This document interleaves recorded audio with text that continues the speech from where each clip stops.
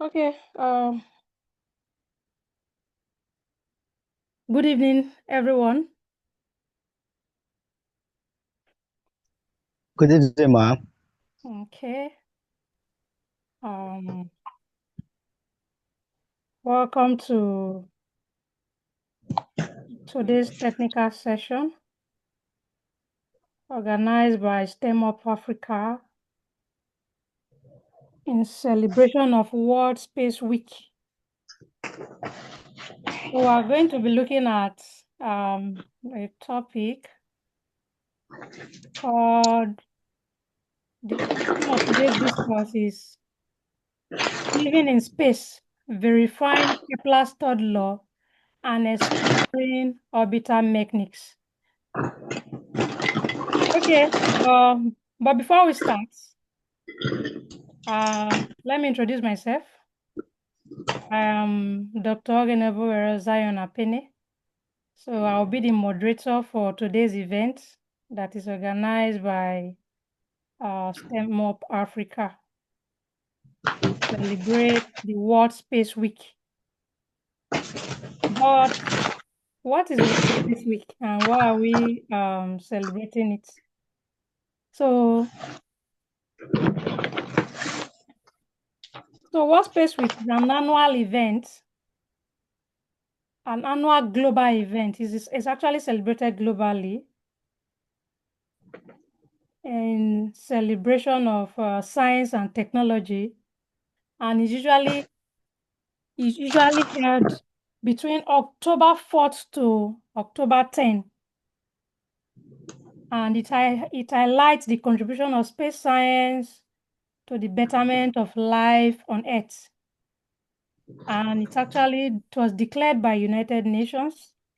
And each year, it features a unique theme that inspires learning, exploration, and innovation in space and STEM field.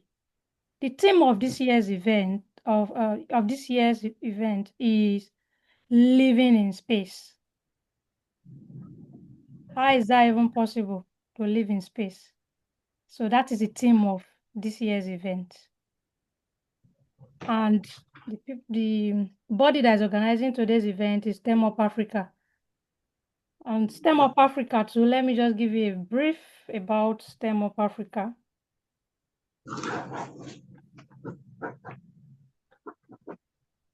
I hope you can hear me.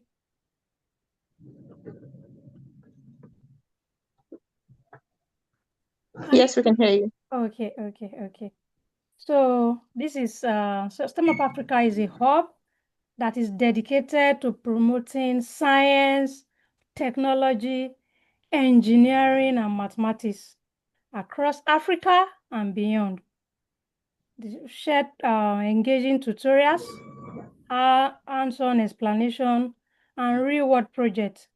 So what STEM of Africa try to do is that they simplify complex STEM topics that might be difficult for students, either complex topics in mathematics, physics, or even emerging technologies. Their aim is to help students, educators, and enthusiasts build practical knowledge and confidence in STEM. Sometimes some things you might be taught in class, and maybe the things that you were taught might not be very clear. So STEM of Africa, they try to break complex concept down for you. And sometimes if you have maybe issues relating to anything in STEM, you cannot actually also send it to them and they'll break it down. So the goal is simple, of STEM of Africa is simple, is to inspire the next generation of innovators, problem solvers, and thinkers across the continent and globally.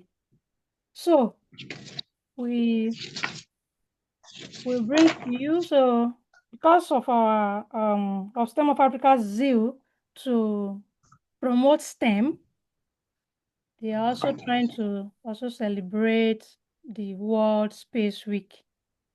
And STEM of Africa too it's on every platform. We have it in we have a YouTube platform and see it, STEM of Africa. Once you Google STEM of Africa, you see the different social media platform will pop up. So this is the YouTube channel. You see there are different topics that cut across every STEM topic that they've broken down. So maybe later you can try to look at it. So let's go to the theme of our today's event, living in space, verifying Kepler's third law, and exploring orbital mechanics. The person that is going to take us is Engineer Kennedy Okome. He's a seasoned mechanical engineer and also a STEM educator. He's also the program coordinator for STEM of Africa. So he's here to enlighten us on the topic, verifying Kepler's third law and exploring orbital mechanics. Why is Kepler law even important when you talk about space-related issues?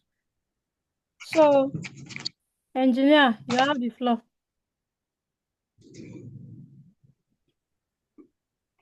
Thank you very much for the introduction, and thank you each and every one of you for being here. I appreciate the time you are giving out to participate in this program. So once again, thank you. So today we are looking at, as the moderator said, how to verify Kepler's third law and exploring orbital mechanics. So who is Kepler, if I may ask, is a German mathematician, astrologer, and a philosopher who was so interested in space exploration. So in the course of that, he came up with 3 laws: first, second, and third law, which they named after him, Kepler's law of planetary motion. And talking about the motion of planets in space. So in the course of trying to deduce this law, he helped other scientists to discover that, yes, through Kepler's law, we can determine the distance from Earth to other planets and the time it takes for other celestial body to revolve around the Earth. So for the Earth, it takes about 23 hours, 59 minutes. So it's not exactly 24 hours. So the help of this law help us to determine that. So today, according to the third law, it states that the square of the orbital period is proportional to the cube of the orbit semi-major axis. So I would like to draw the diagram so I will see what the man is talking about. Okay, let me share the.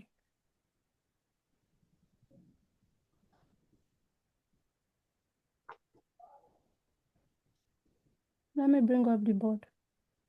Okay, thank you.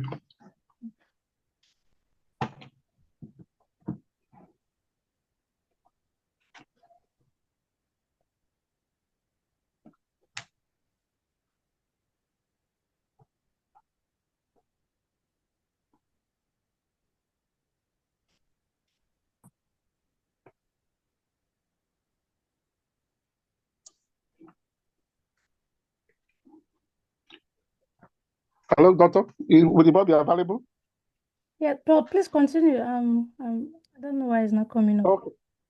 Continue. So, according to the third law, we are trying to verify. Let me repeat it again. It's like the square of the orbital period. What is that orbital period? Is the time it takes a celestial body to rotate around an orbital for a complete circle. When you begin from one point and come back to that point, we call that one circle. Say the time, the period the square of the period is proportional to the cube of the orbital semi-major area. How does the Earth revolve around the sun? It's not in circular form, actually. It's actually in elliptical form, in shape of an ellipse. or what we're used to, the shape of an egg. That is how the sun revolve.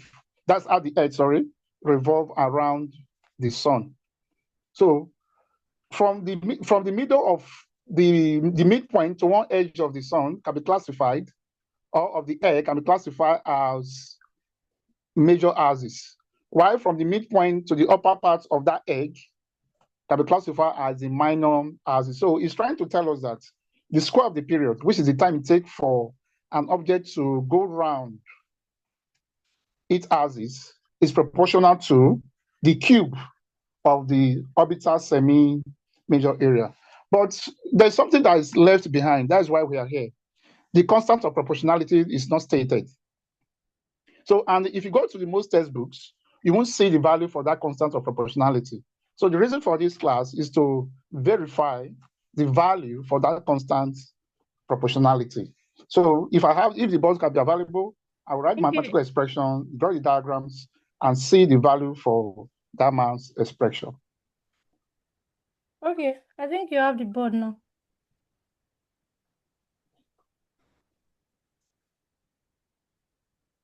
Okay. It's still loading from my end. Okay.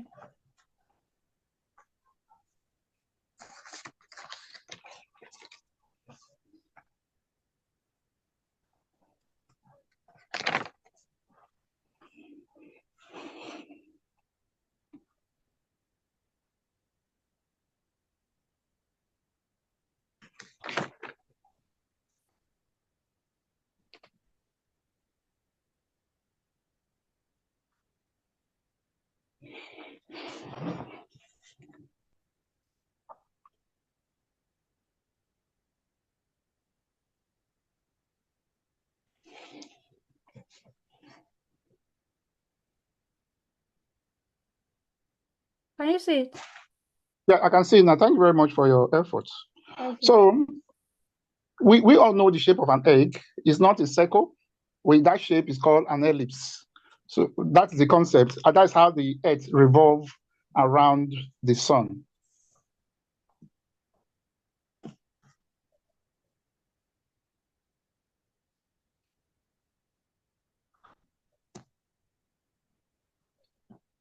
So let me make a sketch of ellipse. I don't know how good this one would be. Something like this. I don't know if you can see my drawing. Please bear with me because of the poor drawing material I'm using here. Here's the midpoint. So if I call here point A, here's point B. So point A to B is referred to as the major axis. So let's call it A. From the center point, which is O, to point B, let's call it A. The same is also true from point A to point O. Here is also A. So the total distance from A to B will simply give us 2A. That is, if you follow line analysis from line A to O and line O to B, will give us 2A. So this point, let's consider this point here as the sun. Let's consider this point here as the sun.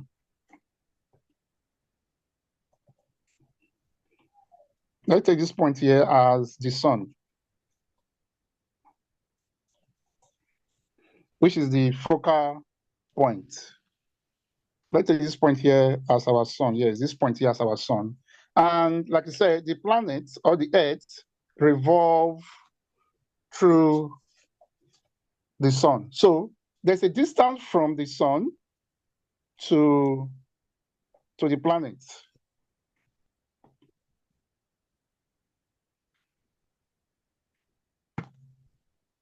There's a distance from the sun to the planets. So as the planet revolves around the sun, there's every tendency that if you leave this orbit, the planet may fly off into the vast space. So what is keeping the planet to revolve around the orbit without falling off? There's a force that's making it to revolve freely at will without going off its axis. That force is referred to in physics as a centripetal force. It's simply the force that keeps an object towards the center of the Earth. So let's call the mass of the planets as m, and let's call the mass of the sun as mx, which is mass of sun. So, and the force that is keeping the planet to revolve around the sun, let's call it Fc, which is the centripetal force. So according to Kepler's second law, it states that the line connecting the planets and the sun swept equal area in equal time. So what's the point? It's trying to tell us that the distance from the center to B or from the center to A is the same thing as the distance from the sun to the planet. So let's call that R A. Let's call that one A. Our A now is becoming the radius, which is the line from the moon, sorry, from the sun to the planet. So let's state what the mathematical relationship says, that c squared, which is square of the orbital period, is proportional to the cube of the semi-major axis, which is a raised by 3. So remember we said from A to B, or A to B represent the major axis. So half of it is the semi-major axis. Half of it represent the semi. So the point is, what is the value of this proportionality? That's what we're trying to establish. To do so, let's get a velocity from here, from this point, that has the velocity at which the planet is moving or revolving around the sun. So if the planet is to fly off from this orbit, it's flying us with this certain velocity. So from that, we can conclude the formula of the centripetal force that says F is equals to mv squared over the radius r. Please bear with me, the device I'm using are very, very bad. So that's the value of the centripetal force. Let's call it a Fc. C stands for centripetal, F stands for the force. Then according to Newton's law of universal gravitation, it states that the force of attraction between two masses, who are the masses now? The mass of the sun and the mass of the planet. It said they are directly proportional to the product of each other and inversely proportional to the square of the distance separating them. Where the distance separating the sun from the planet is r. So if you go by that mathematical relation, we are going to have, let me erase some of these things.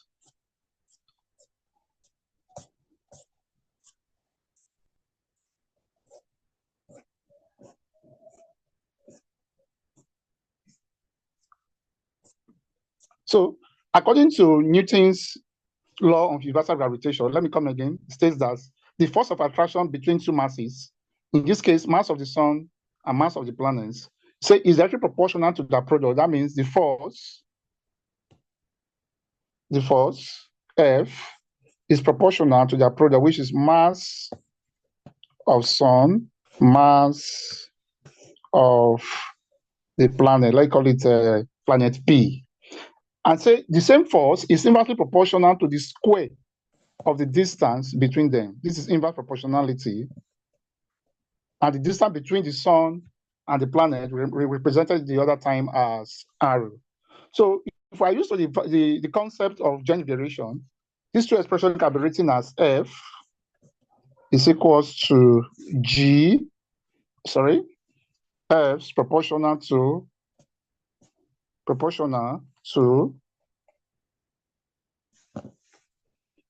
G, F proportional to, proportional to the mass of the sun, then mass of the sun, the mass of the planet over r squared. what constant we use to represent our proportionality? In this case, it becomes G mx mp over r square.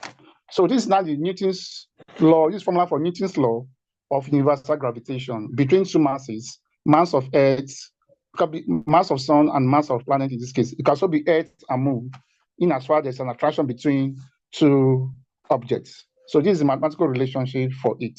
So if force from centripetal force is mv squared over radius, and force from Newton's law of universal gravitation is g ms mp over radius squared. So force is measured in Newton. So that means I can equate both forces because both of them have the same SI unit, which is Newton. So let's erase up and equate both forces and see the expression we are left with.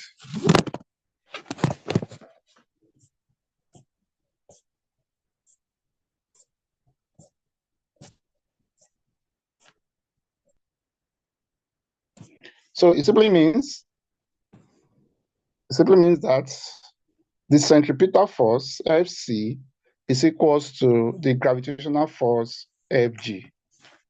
So what's the value for the centripetal force? V squared.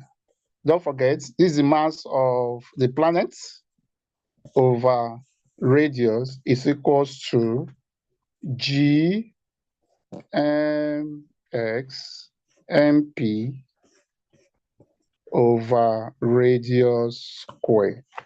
So you agree with me that mass of planets can cancel mass of planet from here. Then the radius here can cancel radius from here. So we are just left with v square is equal to g mass of Sun over the radius, which is the distance between the Sun and the planet. So if you go back to the diagram I drew the other time, remember I make sure what's called period. Make sure you call period and the velocity of the planet in case it fly off its orbit. So what is the period? The period is the time taken for an object to revolve around a circle. That is what we call period. So how do we relate it to velocity? So let's keep in mind the value of v square. V square is g mx over r. So let's keep that value in mind. So let's bring in the concept of period and velocity. So in our day-to-day physics, we are told that velocity is defined as the rate of change of distance with respect to time. Remember, the planet will revolve around the Sun completely.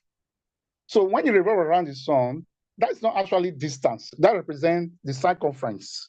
Distance in this case is equals to the circumference. Because when we're talking about this, we're talking about rectilinear motion of an object or a particle in a straight line. Unfortunately, this body is not moving in a straight line, it's moving in an elliptical shape. For that reason, we are considering the circumference of the circle and not the linear distance, as the case may be. So from that, we can have that V now is simply 2 pi radius, which is circumference of a circle over the period. The period now represents the time is take an object to go around the circle once. So the time now represents the period, while the distance now represents the circumference of the circle. Please don't forget what we have earlier as the value for our velocity. The velocity was v squared is equals to g mx over r. What happens if I substitute velocity from the period into the velocity we gotten from both the centripetal force and the force of gravitational constant? So let's equate it. In place of velocity, I'm substituting 2 pi r over period. So we are almost there at that constant.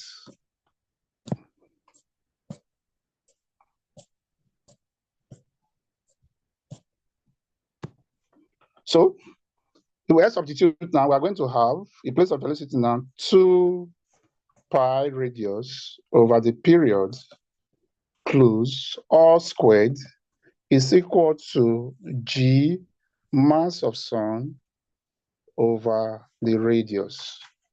So this square here is affecting the two, it's affecting the pi, it's affecting the radius, and it's also affecting the period. So if you affect each of these parameters, if you affect 2, I will have 4. If I affect pi, I will have pi square. Pi square. If I affect radius, I will have radius square. And if I affect the period, I will have t square, which is equal to g mx over r. So what happens if we cross multiply from here and make the period the subject of the formula? That means we go like this and like this. What are we having? We are going to have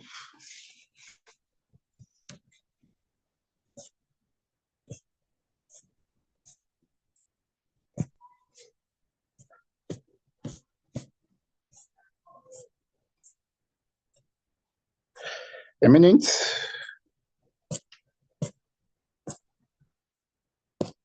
So we're going to have, we cross multiply 4 pi square radius square times radius is equals to t square g x, which is mass of sun. So if this radius multiply this radius, you're going to give us, let's write this expression first, our right hand side first, t square is then gm, and m here represent the mass of the sun, is equals to 4 pi square radius raised to power 3. The radius square multiply radius will have radius cube.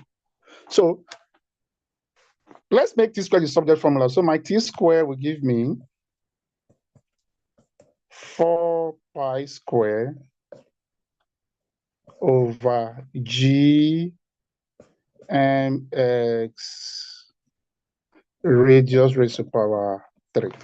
Now, let's go back to what the third law stated earlier. It said the square of the orbital period is proportional to the cube of the orbital semi-major area. And we established that the semi-major area is also equal to the distance between the sun and the planet, according to Kepler's second law of planetary motion.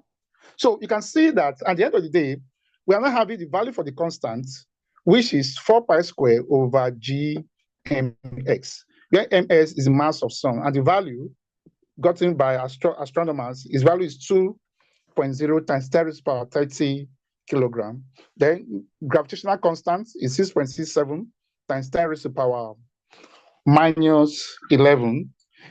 Then pi is 22/7 or 3.142. So if you put all these things into consideration and calculate the constants, we are going to have a certain value. We represent the constants stated in the law that they'll be very elusive for so many times. So that is all we have for the class. Thank you all for listening. If you have any question, you may ask. Very wonderful explanation of Kepler's law. Thank you. We appreciate. So it's a very fascinating demonstration of how Kepler's third law helps us to understand the relationship between a planet's orbit, time, and its distance from the sun. We can see the mathematics in it, how math explains motion in space.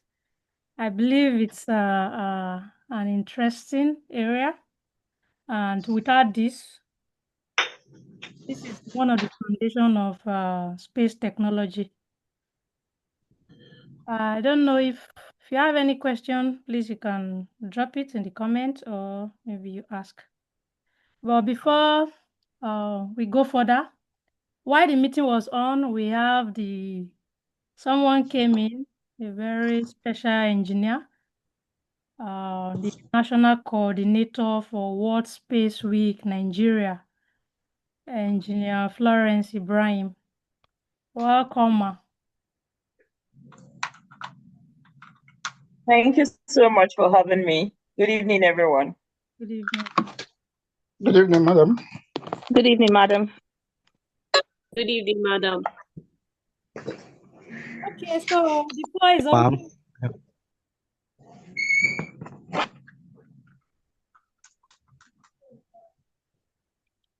Any comments? Any question?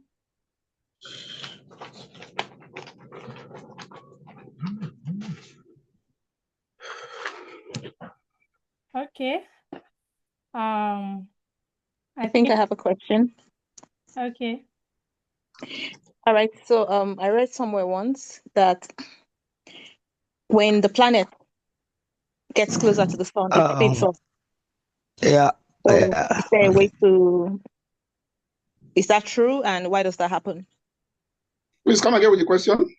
Okay, why does the planet speed up when it's closer to the sun? Okay. If I get it correctly, why does the planet speed up when it's closer to this? To the sun. Okay, we have two terminologies there that describe that phenomenon. One is a perihelion and one is a aphelion. The perihelion is the closest point between the planet and the sun, and the aphelion is the farthest point between the planet and the sun. And because of the shape, how the sun revolves around the planet in an elliptical form, and eccentricity in ellipse is less than 1. So if you also impute those data into this mathematical expression we stated the other time for centripetal force, and you make the velocity known, which is mv squared over r, you can see that at that point where the sun is closer to the Earth or the planet, which is called peripheria, the value is higher at that point. That is why the speed at that point is always fast. Okay, thank you, sir. You're welcome. Emmanuel, do you have a question? I think you wanted to talk earlier. Thank you, ma'am. It's not actually a question. I just want to commend the speaker, that's the person of Engineer Kennedy. So he actually simplified the concept, and he did it in a way that is very clear and understandable. So I just want to give him a thumbs up, and I want to tell him well done for the good job and the way he simplified and made the concept so understandable and clear. And I also want to encourage more of this for that is Team Up Africa for putting up this great event to celebrate the World Space Day. Thank you so much, Thank you so much, engineer. Yeah. Thank you very much. I appreciate the commendation. Well appreciated. Thank you. Thank you very much, Awole. Okay, like I said earlier at STEM Up Africa, simplifying STEM lesson is the goal. So you can see there are more and more lessons that we have simplified too. You can maybe look it up later. I'll still drop the link to STEM Up Africa channel. Any other comments?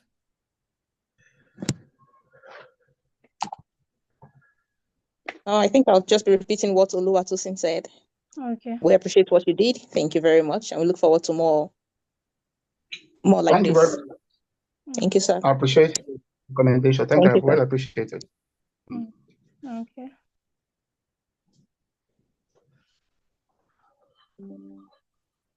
Okay, so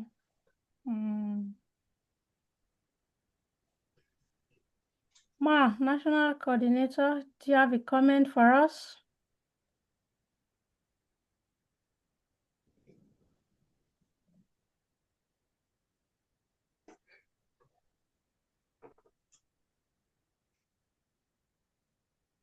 Engineer Florence?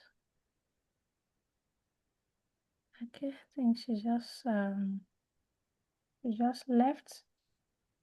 Okay, so okay, before we go, maybe let me try and take a snapshot. Then we'll brief you a little about although I said it earlier at the outset, but I will still talk about stem of Africa again. Okay.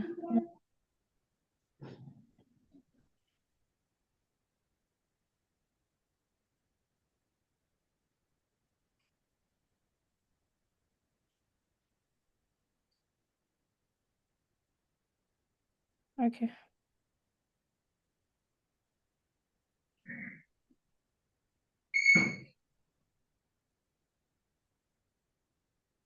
So I want us to maybe just chant word. I'll say it, then you go after me. Word space. Okay, let me show something quickly.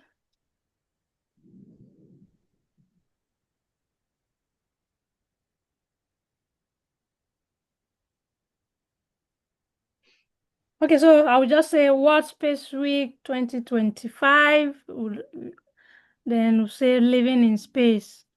Okay. World Space Week 2025. Living in space. World Space Living, Week 2025. Living in living, space. Okay, thank you very much for coming. So this is you can connect to STEM of Africa across this is the email address. This is our email address, then at STEM Up Africa across all social media platforms, YouTube, Facebook, TikTok, Twitter or X. You can connect to us. If you have any difficult concept in STEM, you can even send it to the email address and you will be surprised of a wonderful video that you're going to get. So I appreciate everyone for coming. Thank you for making a date with STEM of Africa. We want to thank our speaker, Kennedy. You did great. You did a great job uh, to the topic. I know this is a very complex topic in physics and engineering. You just broke it down as if we are just we broke it down in the simplest terms ever. Okay, thank you all. So I appreciate it. Thank you. all right, bye bye. See you next time. If you have thank any, you, ma'am. Thank you, Dr. Kennedy. okay, so Thank you so much.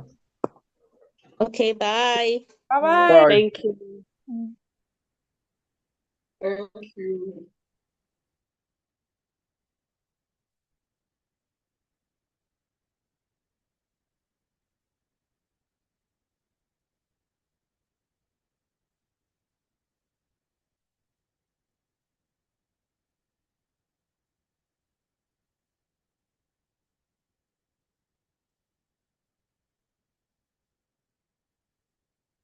Okay, I can see some people are just joining. Okay. Recording.